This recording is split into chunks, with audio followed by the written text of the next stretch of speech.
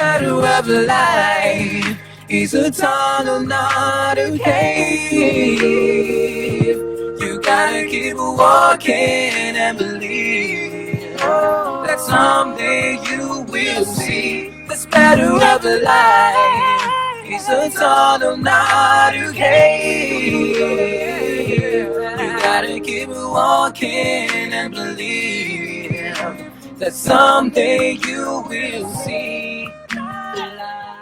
Thank you for joining us again for another interesting session at the round table. We had a lovely time the last time we were here, and I haven't had the opportunity to talk to the ladies how the show went. Like individually, we've all spoken, but together we've not said anything like, hey, tell me, what's up with the show? For me, I was nervous. I've done radio, but not TV. I was really, really nervous. So, who was nervous again?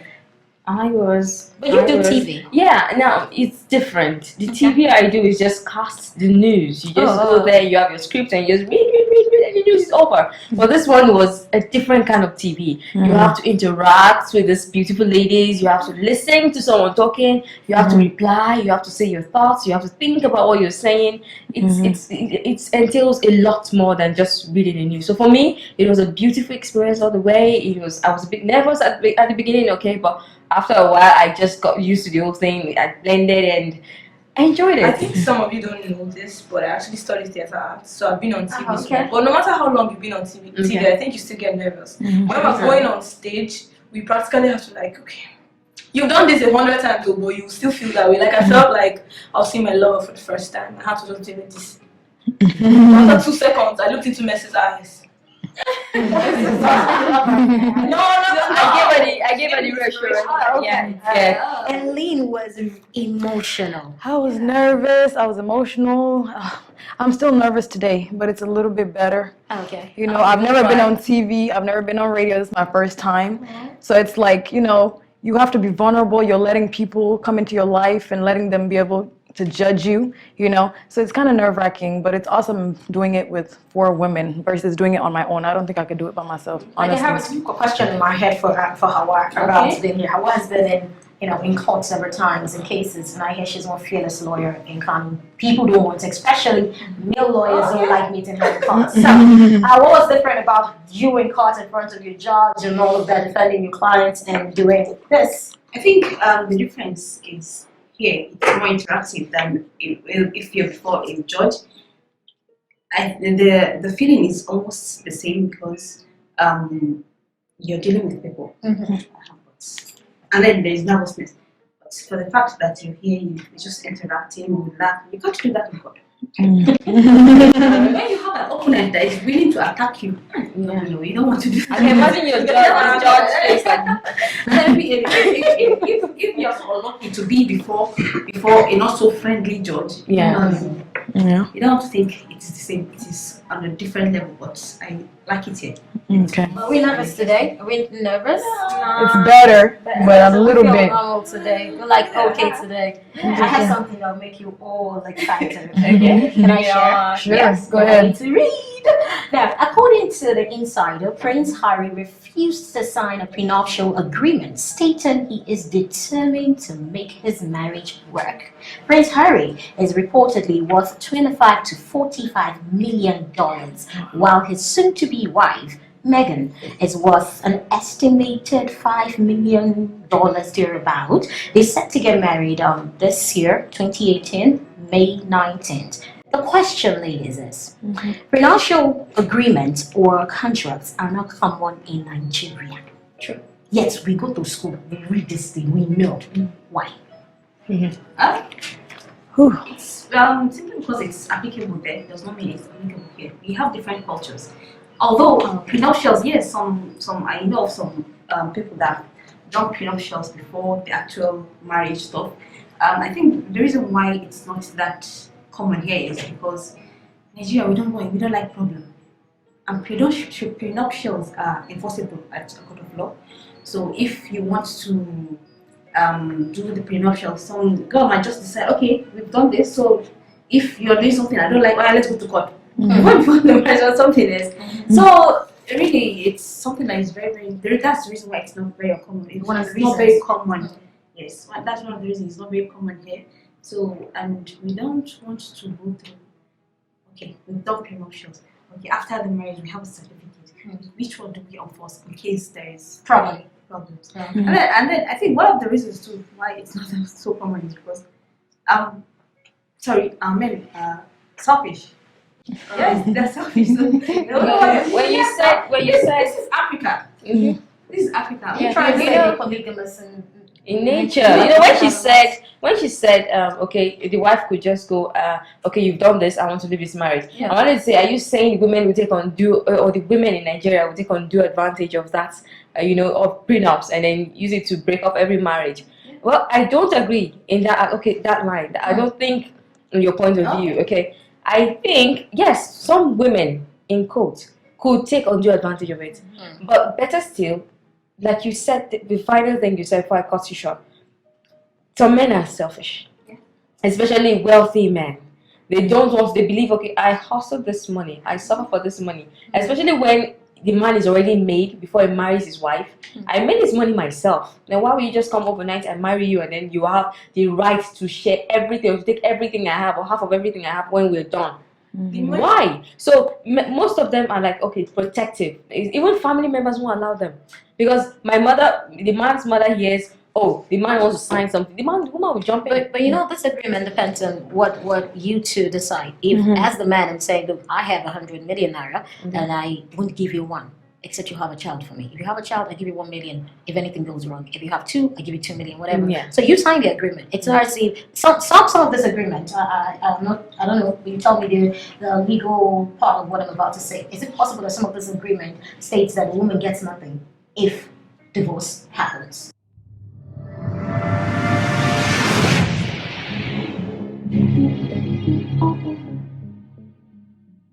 it depends on the couple. What the couple wants is what the court will enforce. The court cannot make arguments for you. They can only interpret your argument. If you come to court, if you write it that okay, you are not going to get anything out of it, and then you wrote and signed, that means you consented. So what is it?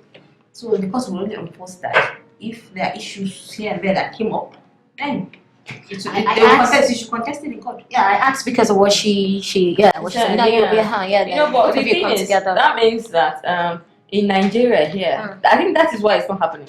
Because my husband will not take me to court to go and sign something and say if he dies and he has money, I won't get anything and I will sign to that. I know we'll sign. But waiting. Mercy, I think we're actually missing the point. Nigerians are very religious. And then we bring in religion into everything. So if you tell me before we get married that let's sign a prenup, in my mind, so you want this wedding to end? You want this marriage to end? With that prayer, we'll start praying. So with that thought at the back of our minds, that's basically why we don't do it. I think it's not just limited to divorce.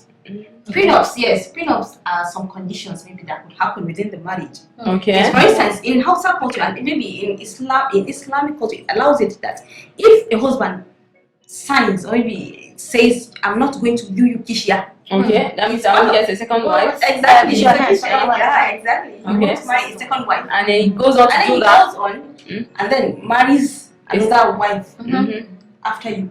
You could go to court. Yes. Okay. I think I like that thing. Yes, most people don't know that. Okay. Exactly. But that agreement has to be written. Exactly. Okay, not exactly. Even if it's oral, just bring your witnesses, and then go to court. You guys go to. Hands up with my family members. Ladies will begin to use this. They will begin to use it. But prenups are really common in the United States. Yes. Like I'm kind of divided about it. As living in the United States and we're doing all these prenups, especially in Hollywood, I don't agree with prenups because I feel like it's a way they're already like planning a divorce. So I always was like, I don't agree with prenups. But coming into Africa and also third world countries, and even hearing from Hawa saying that in the north there's so much divorce. In America, if a divorce happens, a woman can still be okay because most times a woman is working, she can take care of herself before she even got married. A lot of women depend on their husbands here. So if I'm living a certain lifestyle for like 5 years with my husband, or even 2 years with my husband, and all of a sudden he's like, you know what, I don't want you, I'm bored, and I have kids. Where am I going? Where is this woman gonna go? Where am I going to go? So I feel like in Nigeria, they should have those options to protect these women because women depend on their husbands a lot. In America, it's a 50-50 situation. The way the man is working, the woman is working the same way. So that's why I'm kind of divided when it comes to that What if issue. the women are not even aware? They don't even know what prenup means. Because I think that one also. That's the issue. Yes. Yeah. Women don't know. Now look at another angle. Hawa brought in. I've never heard that one before. Yeah, I know. So it's not just about divorce. I mean, it could apply to other situations that happen within the marriages. You understand? So I think women should be educated more about it. Yeah, that's true. Some kind of awareness should be created so people come to get to know that there's something called a prenup, and then you can choose to do that before you venture into marriage to protect yourself. I think it's necessary in Nigeria. Okay, I've seen several cases where a man leaves or a man decides to go away with his girlfriend or his side chick, and then the wife and the children are left to suffer. Yes. You know, several times, and then the children end up becoming nuisance to the community, to their society, because there's no enough money for the woman to use to cater for them. She can't send them to school, and then all these things, you know, ripple effects of problems and problems and problems. So if there's something like a prenup, in fact, I feel it should be compulsory. What word do you use for it? Mandatory. Mandatory. So you sign this thing where you're signing your marriage certificate. No,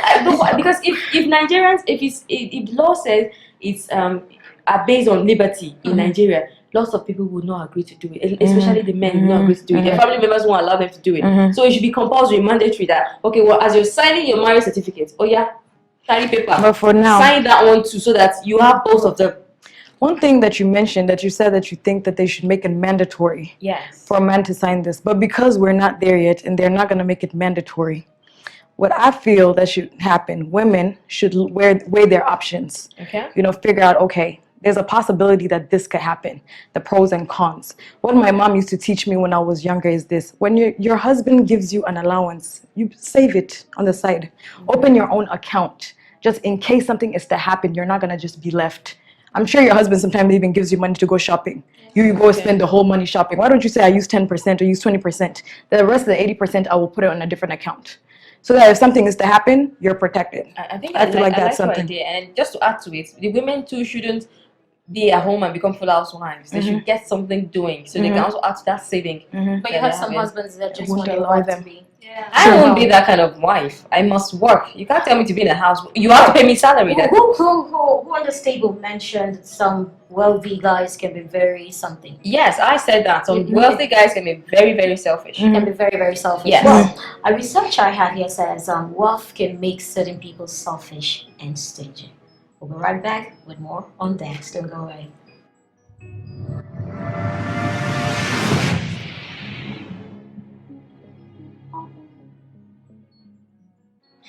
It's still the round table, and we're having a great time in the studio, and you're welcome back. Now to the what story. Now, it's not as if we're giving money on the show. No, we just started. This is the second episode we're doing, so no money to give out. But someday we want to give out money, give out gifts, you know. Houses? Yes, we gave house before. We will do that. Give house. We will be the first. I'll just now that's the upper start. You just say you get a car, you get a car, you get a car, you get a car. You get a house. What am I particular about?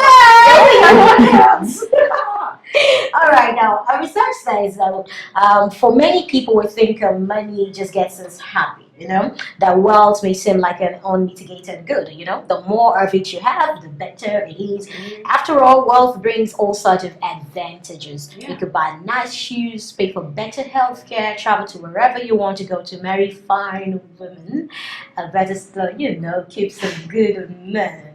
Yeah, if you have money, you can marry a good man. Really? If you want to have the money now, you give him the money. I like the way you actually said that. You can marry a good man. And you remain good. Yeah, You don't know how Nigerian men. leave that thing, Joe. If you are the What if one he's not signing Nigerian? the check, giving him the check all the time, he'll call you mommy. He will cook for you. Please, have you watched Husbands of He'll call Lagos? you baby. Have you watched Husbands of Lagos? Go and watch it, then we know. That was That's not about cutting him the check. Yeah. You don't know this. just Like, Yeah. It's not like that. No, it's not. Anyway, they say with money you can have greater freedom, control over your life, and true. you know just be who you want to be. But this research is saying it's not true. That wealth doesn't make people generous. That wealth actually makes certain people selfish and stingy. When you ask a wealthy person for help, a wealthy person wouldn't give you just like that. But an average person, a regular person who's just earning, a middle class person is ready to help you, give you everything. Who agrees with this research? Yeah, I have one angle to this story you just said. I want to agree. Yeah. And I don't want to agree. Now, wealthy people actually are generous and they are also stingy. What do I mean? We have two classes of wealthy people, as I put it. Okay. Yes, two classes. Okay. We have the first class who actually work for their money. When I mean work, they sweat like this to make that money. You know, they know what it means to suffer. They know what it means to go through pain and get your daily bread. Now, the second class of wealthy people are Baba Olowo. My papa was rich and I inherited it. Or maybe I was just sleeping, I woke up one day, 1 year contract just came from everywhere. That you didn't even plan for. You didn't plan to be rich. You just bag out the richness just fell on you. Okay, so which of this class is generous? Beautiful. The ones that suffer for the money, they know this money is difficult to get, is difficult to make. They know what suffering is. When they see people who really, really need help, they give money to them. Who really are not lazy. No, they don't just give money to anybody. This class of people give people who are not lazy, who are hardworking. They see your effort, they support you. Now, this class of people who are it just came on them. They can also be generous. They can give money anyhow. They can spend unnecessarily, but they can be stingy to an extent because when they see you suffering, if they don't see themselves benefiting from you back, they don't want to support you. But they say money where you get anyhow, you spend them anyhow. Not always. Not always. I don't agree. I don't agree. That's with my that. point of view. See, my reason for saying I don't agree with you is simple. Now, a wealthy man, whether he got his money by flying or whatever it is he did to get his money, he shall get the money back. Finally, it's in his pocket, and he will not want to lose it. Now, before a wealthy person actually gives you money, you first of all take their time because they know how this extra effort it took them to get it. Even the ones that got it easily, it's still extra effort. If you get a contract, you must do the contract. Look at that, may make sense. All those things come into play, so they have to think about it. Is this person want my money? Do I want to, And then some of them, they have the more you get money, the more you want to become wealthy. The other day I saw on Instagram, Ake Alabi, the owner of NairaBet, was saying when he didn't have money, he wished he had the money he has now. Now he has that money and he still wants more money. Do you understand? So the fact that they still go about wanting more, how will I now give you from me? I'm looking for more. I have 50 million and I want 100 million, and you're coming to tell me, sir, please give me 5 million naira. You must give me an actual reason. Give me a very credible reason why I should give you 1 naira. No matter how much you think the money is. And from that angle, I feel like you have to work hard to get the money from them. Okay, I agree to some extent because I feel like that's not being selfish, it's being smart. If somebody's asking you for money and you're asking them, why do you want it? You're being smart, you're being a good steward of your money, you're not being wasteful. On the other hand, too, I also see it as how were you raised? If I raise my child to be a giver, to not be selfish, to learn, even if they were raised rich, that money does not grow on trees, that you help people in need. Like, for example, I look at Princess Diana, the way she raised her children. They've been rich all their lives, but see what they do around the world. They're so giving. So for me, I think it's also how were you raised? If you were raised to be selfish, if you see your dad just even scared, like to even give 1,000 naira to somebody in the street and has all this money, somebody that may be homeless, you're going to be like, oh, I need to hold on to my money. So I feel definitely like it's how you're raised. Part of the research I didn't share where they made a perfect example of a rich man driving and an average person driving. Now, the research says if a wealthy man is driving in his Range or some expensive car and you're there under the rain, trust me, this man will not stop for you. Very true. But if a regular person is driving in his, the small Volkswagen, and this driver realizes, oh, there's somebody who's white already under the rain, they pack, they help you. Where are you going to? Where would you want me to drop you? They help you. So looking at that as a basis, and then I remember listening to a show on radio on Saturday. There was this life coach who was talking about business, and he was saying something about why the wealthy want to remain rich, the rich remain rich, and the poor remain poor. The poor, we have just 1 million naira. Somebody meets him like, I need 50,000. You're like, 50,000 naira for what? Health back. I need 200. Take. I want to do business. Take. And all of that. Why? A rich man, he has more than that. He has 10 times what this other guy. You come to meet him, it's like, what's your proposal about? You bring the proposal, look at, okay, maybe I invest in this. How much will I make out of this? He's not giving you his money for free. He's giving you his money for you to go work for him, and he gets the money at the end of the day. So take it or leave it. It's selfish. I don't think it's selfishness. I agree with you. It's being smart. It's being smart. Yeah. Because when the example you just gave now about somebody having a Lamborghini and the other one having a cricket bat. The poor person has nothing to lose. If you're attacking, not sure. If we live in society. Are you serious? No, that is it. He will lose the only car he has. No, that's really no. It is not just the car. It is not just the car, but the car attracts so many people. And then you go about giving people lifts anyhow in your very, very nice car. Some people will stay on the road and then make sure you lift them, and then you attack. And they will lift you. Exactly. So that is what I see about that. And then the other thing, I think it actually depends on the personality. On Like Nate said. No, not just how you're raised. You might be raised by Anakagom family. Or angels. Tight-handed. by family, yes. And then you yourself, you know it is not good, and then maybe you're not stingy. It depends on the person. If a rich person has good heart, and then maybe he has the giving something, you give. That's But why if you don't, look, there are poor people that are very stingy. And that's awesome. That's true. Yeah, that was stingy. Yes, There are some poor ones. Yeah, I think so. Yes. Mhm. When you are in a neighborhood, sometimes you watch people. just watch. Yes, there's this person in one area like that. He said, I cannot give because he always he goes out, begs, and then maybe when they come back, yes, so he knows he cannot give his neighbor the food he was Begging for. no the food that he eats at home because this neighbor they all don't have much. It's kind of like I don't want to give them because I am poor, so they should go out and go and live. Oh, we see. It's But very the funny.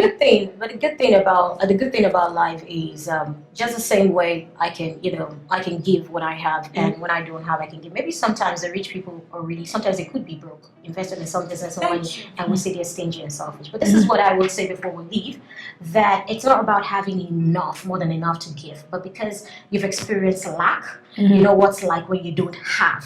So you know what someone who doesn't have is going through. You could just help them with just a little. Just a little. We'll return to your TV next time. Do you have a fabulous time?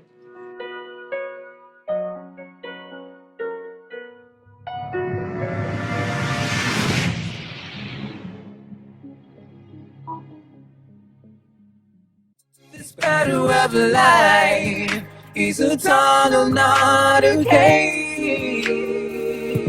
You gotta keep walking and believe that someday you will see. This battle of life is a tunnel, not a cave. You gotta keep walking and believe that someday you will see the light.